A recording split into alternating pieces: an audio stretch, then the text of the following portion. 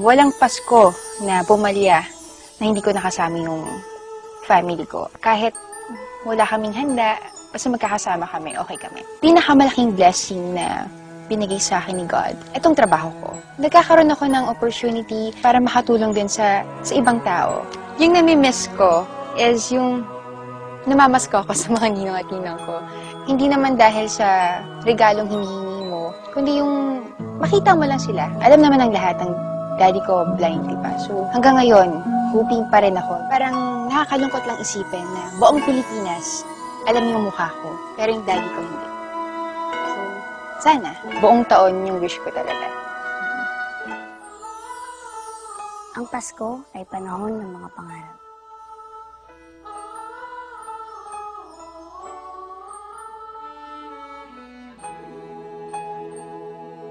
Ang pinaka-wish ko is that people will learn to practice the spirit of Christmas. Tunay yung pagbigay ng gift. It will be creative ways of showing love in every way possible.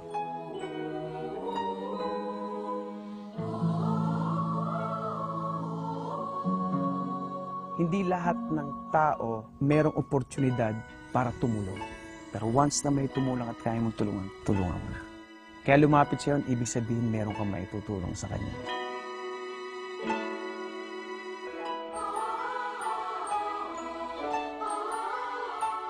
Mas feel ko na Christmas na kung may snow. Namimiss ko talaga yung pamilya ko dahil sanay na ako sa kasama ko sa pamilya ko pag Christmas. Medyo matagal na rin kami nagsiselebrate ng Christmas ng hindi buo. Yun ang wini-wish ko, na sana, kahit man hindi ako nakarating kung nasaan ako ngayon, sana hindi na lang kami nagkaayaw-ayaw. Ang tawag sa amin ng caroling sa Samar, Katsarit. Yung para bagang pag-alala noong journey ni Mama Mary at St. Joseph. Sinasagot yun ng may-ari ng bahay. It was a conversation in song. At as we talk now, namimiss ko yun.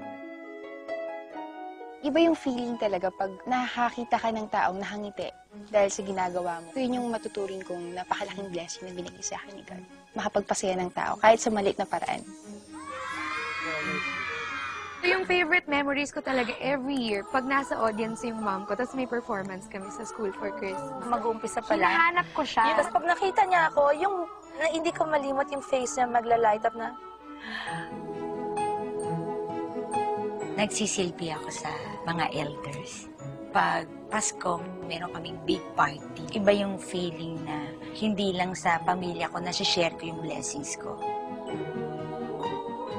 Sa ibang tao, ang perception nila pag Pasko, kailangan maraming pagkain. Pero sa mga kapuspalad, hindi lamang naman yun ang pwedeng magpasaya.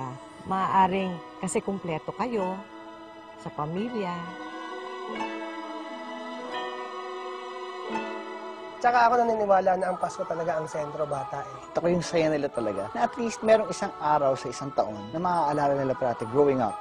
Ganun kasimple ang kasiyahan ng bata. Sana mas marami pa na umunawa, na maintindihan kung ano kalagayan ng ating mga kababayan mahihirap. Kung meron akong isang wish sa Pasko, maging isa sa mga tao na parang tumulong para ma-eliminate natin yung ganitong sitwasyon ng mga bata sakali. Basta buong family ko, kasama yung mga anak ko, okay na sa akin. Yung Pasko na dadating ngayon, sana mabigay ko ng tama sa mga bata. Ngayon, mas na-appreciate ko yung pagiging kumpleto ng isang pamilya na nagkaanak ako dahil pinakamahalaga sa bata yung nandiyan ka.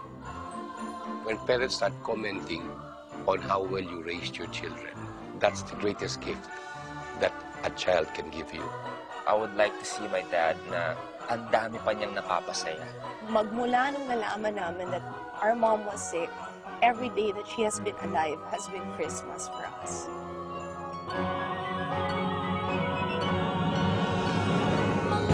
Tuwing darating ang Christmas, wala na akong ibang inisip kung hindi kaligayahan, kasiyahan, kasama ng mga pamilya.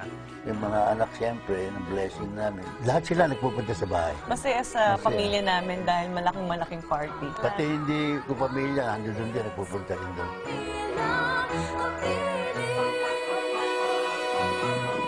We make it a point na ito namin yung mga bata na na-enjoy nila yung Pasko. We tell them na you share your blessings.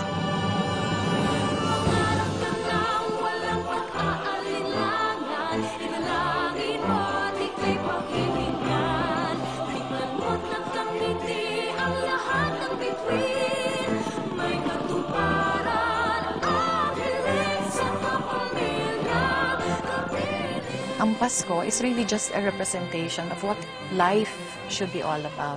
At ang ibig sabihin nito ay pagmamahal lamang eh. Wala nang iba pa.